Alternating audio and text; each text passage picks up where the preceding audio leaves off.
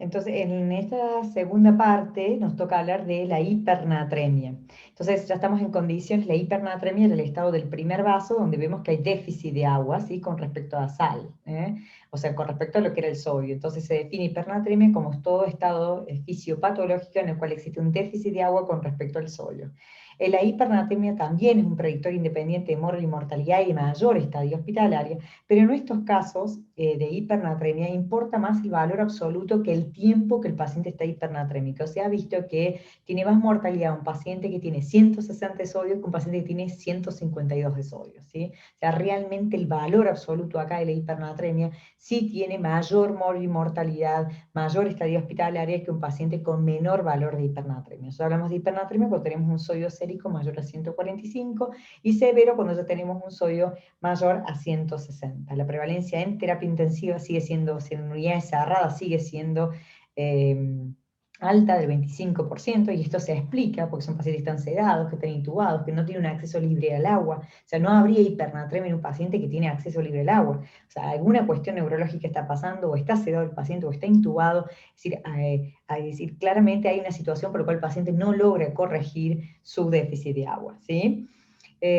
Obligatoriamente todo estado de hipernatremia va a ser un estado de hiperosmolar, o sea, va a tener una osmolaridad mayor a 2,95 milosmoles. Al igual que la hiponatremia, tenemos estados agudos y crónicos.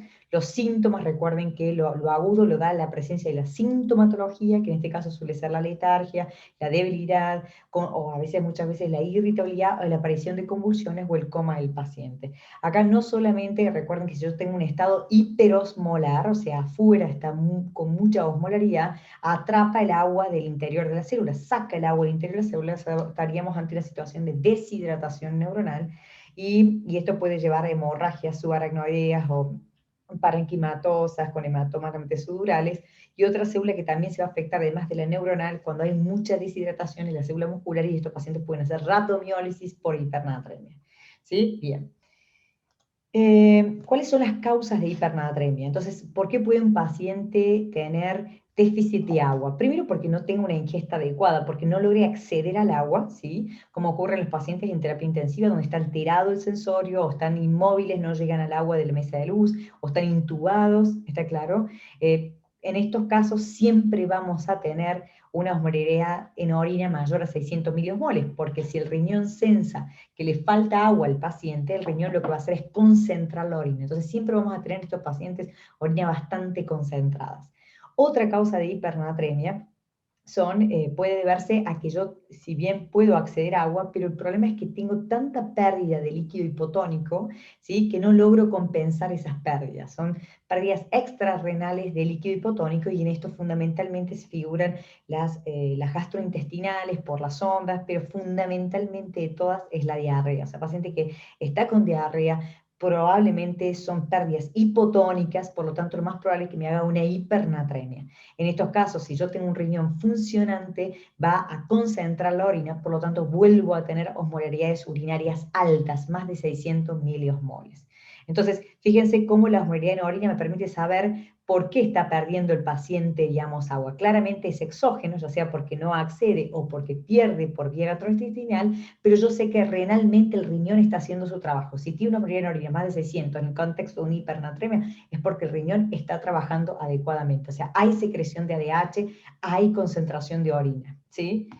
Ahora, puede pasar que el problema esté en el riñón, digamos, que el problema no esté afuera, sino que el problema sea renal, ya sea porque está bloqueada la reabsorción de agua por efectos diuréticos que el paciente esté tomando, o porque haya efectos osmóticos, como ocurre, por ejemplo, en pacientes con mucha hiperglucemia y glucosuria. La glucosa es un agente osmótico, entonces va a arrastrar el agua, ¿sí? Entonces estos pacientes van a tener diuresis osmótica, van a perder agua libre por agentes osmóticos. Lo mismo la urea, por ejemplo, un paciente que tiene un sangrado digestivo, pacientes que pueden tener urea alta, son pacientes con alta dosis de corticoides. Bueno, estos pacientes también, la urea induce a una diuresis osmótica, y por eso estos pacientes pueden perder más agua libre, ¿sí? Otra causa de hipernatremia son por falta de síntesis de la antiurética. Puede pasar que por algún motivo, digamos, ya sea un trauma cerebral, una hemorragia, una infección, no se sintetiza en los núcleos supraópticos o paraventriculares vasopresina. Entonces, si no hay síntesis de vasopresina, no hay acuaporinas en el túbulo colector y no hay reabsorción de agua. ¿Estamos? Esto, evidentemente, nosotros lo podemos rápidamente hacer el diagnóstico de una diabetes insípida central, o sea, por decir, es la pérdida, digamos, la poliuria, la pérdida de agua de los pacientes, la hipernatremia, por déficit en la producción o síntesis de vasopresina. Ustedes saben que esto rápidamente podemos dosar en sangre, digámoslo, si nosotros dosaríamos la vasopresina, nos daría baja en estos casos de estos pacientes porque no se sintetiza. Pero como la vasopresina es tan inestable para poder dosarla en el laboratorio, que hoy conocemos una prohormona de la vasopresina, que se llama, bueno, provasopresina, que esa provasopresina tiene un péptido que se llama copeptín. Entonces, cuando esa prohormona se cliva y da lugar a la vasopresina, este péptido sí es estable en sangre y lo podemos dosar. Entonces, si yo tengo altos niveles de copeptina es porque tengo alta síntesis de vasopresina. En cambio, si tengo bajos niveles de copeptina, significa que no tengo síntesis de vasopresina. Entonces, estos pacientes rápidamente le hacemos el diagnóstico de una diabetes insípida central en contexto de una hipernatremia con poliuria, con déficit de agua, si tengo bajos niveles de copeptina.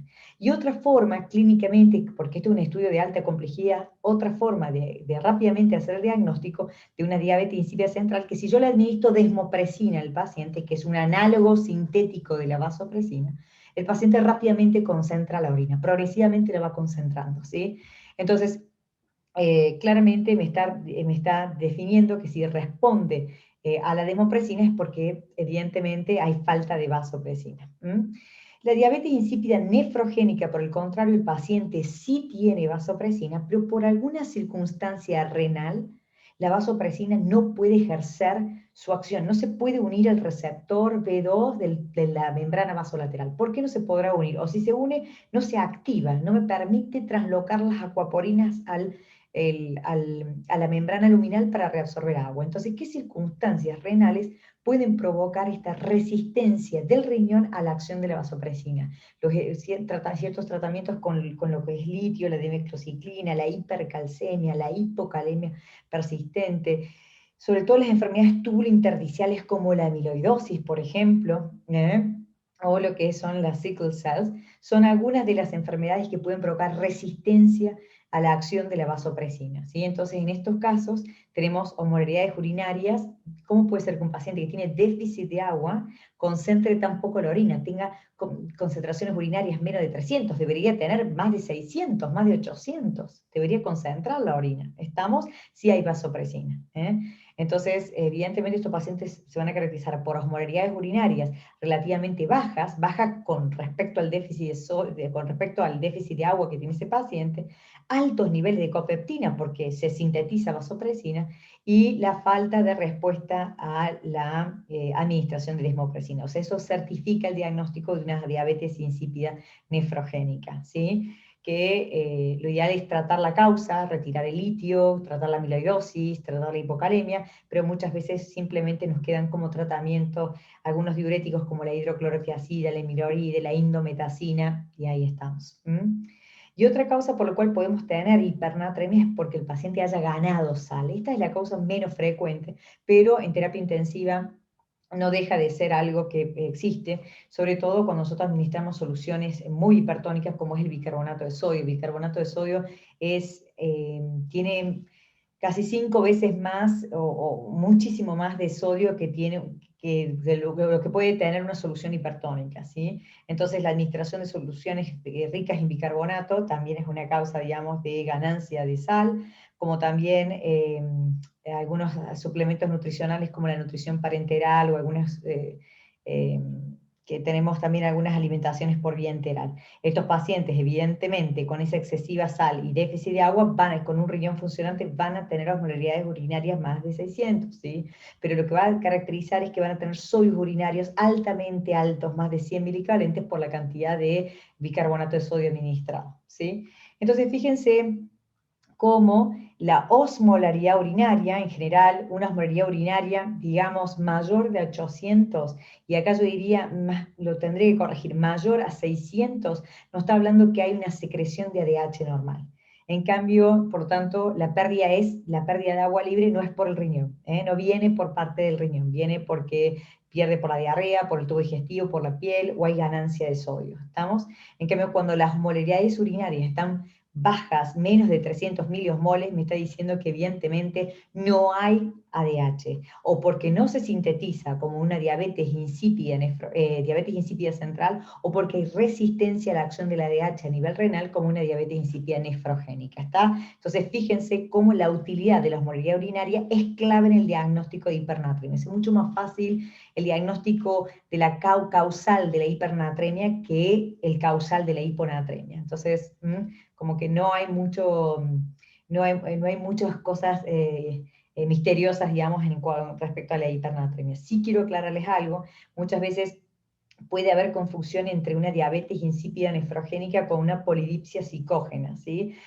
Recuerden que yo les dije que para que la antidiurética pueda actuar y sus acuaporinas poder atrapar el agua, ¿sí? Y reabsorber el agua, necesitamos sí o sí de una médula hipertónica, que la médula esté hipertónica, ¿sí? ¿Qué ocurre en la polidipsia psicógena? Los pacientes al tomar agua, lo que van haciendo es un washout, esa médula renal va perdiendo hipertonicidad medular, entonces esto evidentemente por más que el paciente tenga acuaporina o tenga vasopresina, no va a reabsorber agua. Pero cuidado, muchas veces los pacientes con polidipsia psicógena pueden confundirse con una diabetes insípida nefrogénica, pero el dosaje de la copeptina me va a permitir rápidamente diferenciar una de la otra. Por lo tanto, insisto en la utilidad del dosaje de copeptina en sangre.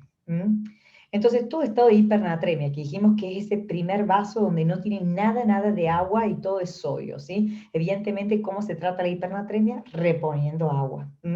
Formas de reposición de agua tenemos forma oral, ¿sí? O sea, por vía oral, le decimos al paciente que tome vasos de agua. El agua mineral tiene más sodio que el agua de canilla, entonces le vamos a decir, preferiblemente trate de hervir el agua y, bueno, tome agua de canilla. Vía enteral, o sea, le ponemos agua por sonda nasogástrica, o formas endovenosas. Como en el caso de la hiponatremia, también tenemos límite de corrección que son 10 microequivalentes en 24 horas. Ahora, ¿qué solución endovenosa tenemos para pasar agua? En realidad, si ustedes se fijan, todas tienen sodio, pero la solución normal, que tiene mitad de fisio y mitad de dextrosa, es una solución no isotónica, sino hipotónica, o sea que tiene menos sodio con respecto a las otras, por tanto puede ser una alternativa para aportar agua, porque es mitad agua y mitad sodio.